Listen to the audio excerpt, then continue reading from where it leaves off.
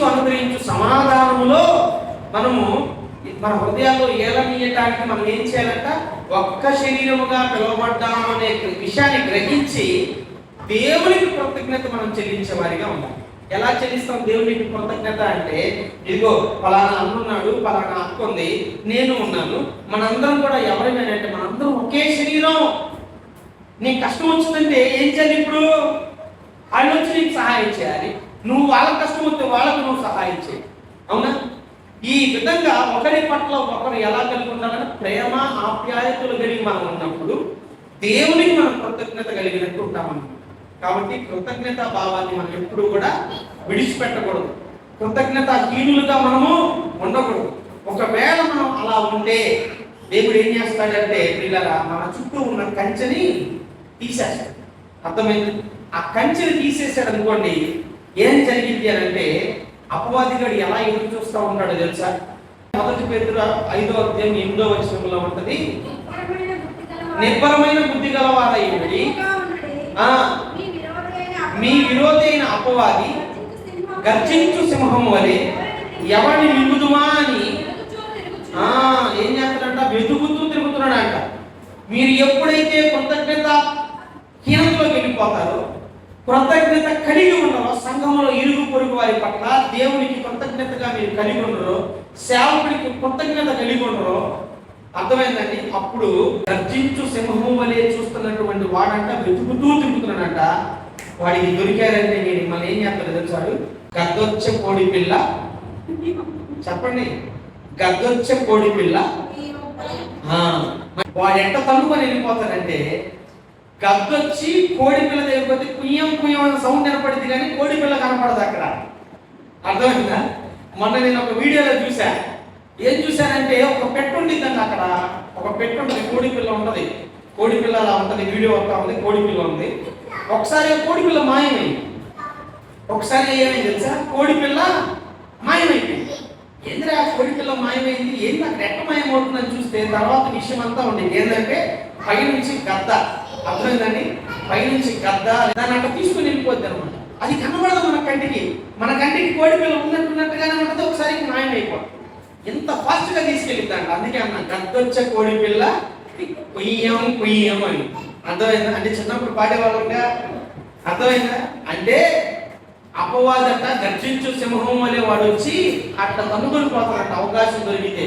ఎందుకంటే కంచెని తీసేసేవాళ్ళు ఎవరు ఇక్కడ? కృతజ్ఞత హీనులు ఎవరు ఏం చేస్తున్నారు అంటే తమ కంచెని వాళ్ళే తీసేసుకుంటున్నారు. దేవుడు వారి చుట్టూ కంచెని వేశాడు. వారు ఉన్నటువంటి ఆ స్థితిని బట్టి, ఏ స్థితి అని అంటే ఇంకేదో పెద్ద స్థితి కాదు, మనకి దేవుడు కంచేయడానికి ఒకటే స్థితి. ఏందో తెలుసా? క్రీస్తు యేసునందు విశ్వాసం ఉంచి మనం ఏమవుతున్నాము? నీతిమంతులుగా చేర్చబడుతున్నాం. ఒకడంట ధర్మశాస్త్ర క్రియలను బట్టి కాదు, దేన్ని బట్టి? క్రీస్తు యేసునందు ఉంచిన విశ్వాసం ద్వారా మనం అందరం నీతిమంతులుగా తీర్చబడుతున్నాం. నీతిమంతులు ఎవరంటే విశ్వాసం అంటే నీ యథార్థతను బట్టి కంచేయడా? అర్థమైందా? క్రీస్తు మీద నీకున్న విశ్వాసాన్ని బట్టి దేవుడు కంచేశాడు. నీ న్యాయాన్ని బట్టి కంచేలా, క్రీస్తు మీద ఉన్న విశ్వాసాన్ని బట్టి నీ చుట్టూ కంచేశాడు. అర్థమైందా? మన నీతి దేవుని దృష్టికి ఉనికి కొట్టలేదు. మన నీతి క్రియలు, మన న్యాయ క్రియలు లేదా మన యథార్థత వీటన్నిటి గురించి పక్కన పెడదాం. ప్రియులారా, దేవుడు నీ చుట్టూ కంచె వేశాడు. ఎప్పుడో తెలుసా? నువ్వు దేవుడు ఎప్పుడైతే ఇందాక చెప్పానే హృదయములు అంగీకరించి నోటితో ఒప్పుకొని బాహాటముగా ప్రజలందరూ ఏదైనా బాప్తిస్మము ద్వారా క్రీస్తు సంఘములో నువ్వు చేర్చబడ్డావో అప్పుడే దేవుడు ఏం చేశాడు తెలుసా? నీ చుట్టూ కంచె వేసాడు. ఈ కంచె, నీ చుట్టూ ఉన్న కంచెని ఇద్దరే చేస్తారు. ఒకళ్ళేమో దేవుడైతే మరొకరి నీ కంచె నువ్వే తీసుకుంటావు. అంటే ఎవరు గోతిలో, ఎవరు తొమ్మిన గోతిలో వాడే పడతావు. అర్థమైంది? కాబట్టి గమనించండి ప్రియమైన దేవుని పెట్టారా, మన కంచెను మనం తీసుకోకూడదు. మన కంచెను తీసుకునే విషయాలు ఏంటంటే కృతజ్ఞతాహీనత. కృతజ్ఞతను కోల్పోతాం. సేవకుల పట్ల కృతజ్ఞత కోల్పోతాం. సేవకుడి పట్ల కృతజ్ఞత ఏంటో తెలుసా? సేవకుడి పట్ల కృతజ్ఞత అంటే మీకు వచ్చే కష్టాలు ఉంటాయి కదా, మీకు వచ్చే బాధలు ఉంటాయి కదా, మీకు వచ్చే నిందలు ఉంటాయి, అవమానాలు ఉంటాయి కదా. సేవకుడికి దానికంటే అధికంగా ఉంటుంది. దేవునికి స్తోత్రం. హల్లెలూయా.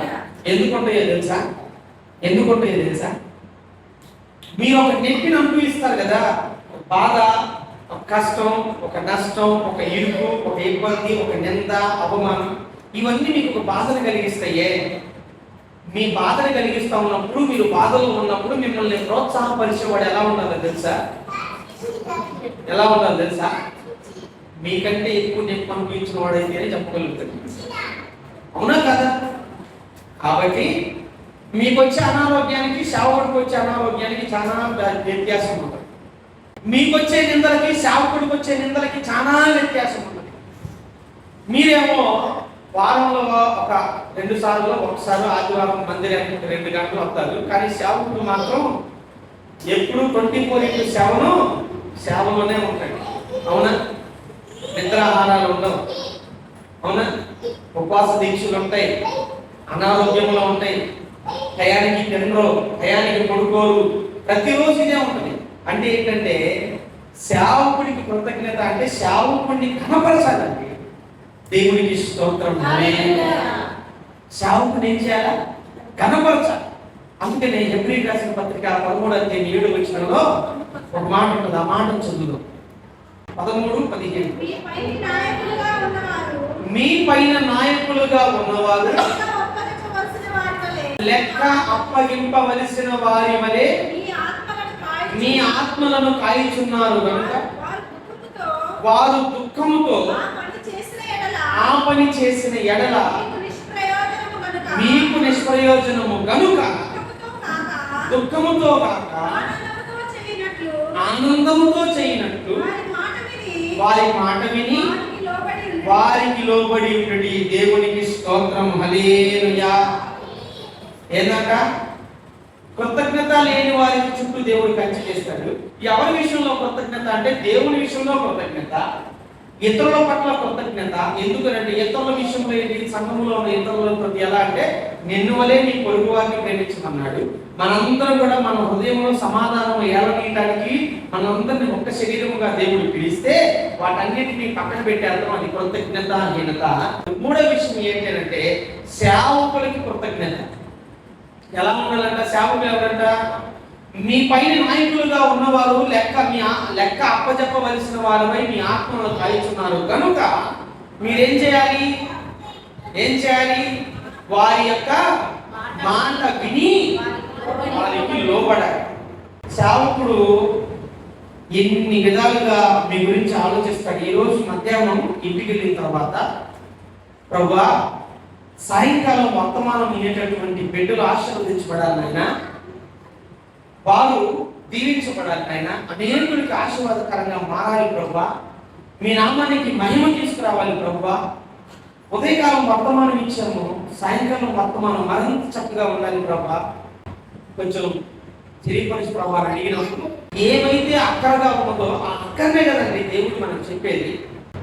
దేవుని వాక్యం దగ్గరకు వచ్చినప్పుడు, దేవుడు మనకి ఏం చెప్తాడు? ఏ విషయంలో మనం బాగుగా ఉన్నాడో చెప్తాడు, ఏ విషయంలో మనం బాగా లేనో కూడా చెప్తాడు. ఇప్పుడు నేను మీకు బాగునే చెప్తున్నాను, బాగోలేని కూడా నేను చెప్తా ఉన్నాను. ఎందుకంటే దేవుని వాక్యం సత్యమైనది. అందుకనే దేవుని అడిగినప్పుడు దేవుడు అన్నాడు కృతజ్ఞత గురించి చెప్పు. ఎవరి కృతజ్ఞత అంటే ఆయనకి కృతజ్ఞత. అర్థమైందా? యెహోవాకు కృతజ్ఞతాస్తుతులు చెల్లించుడి, ఆయన కృప నిరంతరము ఉండును. ఇంకా నీ ఎరుగు పొరుగు వారిని ప్రేమించాలి. సంఘములో ఉన్న వారిని, సంఘం బయట ఉన్న వారిని కృతజ్ఞత కలిగి ఉండాలి వారి పట్ల. వీరు నేను ఒకటే, మనందరం ఒకటే, దేవుని యొక్క రూపంలో చెప్పబడ్డాము, రూపించబడ్డాము. సేవకుని కృతజ్ఞతగా ఉండాలి. ఈ మాటలు ఈ విధంగా అన్ని అడుగుతూ ఉంటే, దేవుడు చెప్తా ఉంటే వాటన్నిటిని విని దినదినము, వారము ఎక్కడైనా కూడికలు ఉంటే ఆ కూడికల్లో కూడా దేవుడు ఆయనే మాట్లాడుతూ ఉన్నాడు సేవకుని ద్వారా. ఏమనంటే ఏదైతే వారి మాట విని ఏమవ్వాలంట? వారికి లోబడాలి. మీరు చేసే పెద్ద సన్మానం ఇంకేదో ఉండదు సేవకుడికి. సేవకుడు చెప్పినప్పుడు, అయ్యా సేవకుడు చెప్పాడు అనుకోండి, పలానా సమయానికి మందిరానికి రండి అని. ఎప్పుడు రావాలి వాళ్ళు? సమయానికి రావాలి. సేవకుడు ఏదైనా చెప్పాడు అనుకోండి, ఇలా ప్రార్థన చేయండి అని, ఇలా ప్రార్థన చేయాలి. అర్థమైంది? సేవకుడు వచ్చాము, విన్నాము, వెళ్ళిపోయాము, అది ఇదంతా రే. తిన్నామా, పడుకున్నామా, తెల్లారిందా. ఇలాంటి జీవితాలతో ఎలాగ మనం ఆశీర్వదించబడతాం? ఎలా మన చుట్టూ ఉన్న కంచె దేవుడు ఎలా తీస్తాడు? మన చుట్టూ ఉన్న కంచె మనం ఎవరు తీయాలి? దేవుడే తీయాలి. మన చుట్టూ ఉన్న కంచెని మనమే తీసుకుంటున్నామే. మన చుట్టూ ఉన్న కంచెని మనం తీసుకుంటే నిత్య నాశనానికి మనం పాత్రలు అవుతాం. మన చుట్టూ ఉన్న కంచెని దేవుడు తీస్తే రెండంతలుగా ఆశీర్వదించబడతాం. ఈరోజు ఏ స్థితిలో మనం ఉన్నాం? కృతజ్ఞత కలిగి ఉండండి. సంఘములో ఒకరి పట్ల ఒకరి కృతజ్ఞత కలిగి ఉండండి. దేవుడి కృతజ్ఞత కలిగి ఉండండి. సేవకుడికి కృతజ్ఞత కలిగి ఉండండి. మీ కొరకు సేవ చేస్తున్న వారు ఏం చేస్తున్నారంట? దేవునికి లెక్క అప్పచెప్పవలసి మిమ్మల్ని మీ ఆత్మలను కాయించుకున్నారు కనుక వారు చేసేదట దుఃఖముతో కాకుండా సంతోషముగా వారు అలా చేయి నిమిత్తం ఏం చేయాలంట? ఆయన వారి మాట విని వారి మాటకి లోబడండి అని దేవుడు వాక్యం చెప్తా ఉంటే సేవకుడి మాట, సేవకుడి మాట అసలు వినం. అలాంటి స్థితిలో మనం ఉంటే మన కంచెని దేవుడు తీయుడు, మనమే తీసుకుంటాం. కాబట్టి గమనించిన ప్రియమైన దేవుని బిడ్డలారా, సేవకుడిని గణపరచడం అని అంటే ఏంటో తెలుసా? సేవకుడు ఎప్పుడు సంతోషంగా ఉంటాడు తెలుసా? నేను నా గురించి చెప్తున్నా, వేరే సేవకుల గురించి నాకు తెలియదు, కానీ నేను ఎప్పుడు సంతోషంగా ఉంటాను తెలుసా? మీ విషయంలో మీ ఇళ్ళ దగ్గర కృతజ్ఞతా పొడికలు కుటుంబ ప్రార్థనలు పెట్టుకున్నప్పుడు సంతోషంగా ఉంటానండి. ఎందుకు తెలుసా? అనేకులకి దేవుని మాటలు వినపరచడానికి అవకాశం ఇస్తాడు. అది మాకు చాలండి.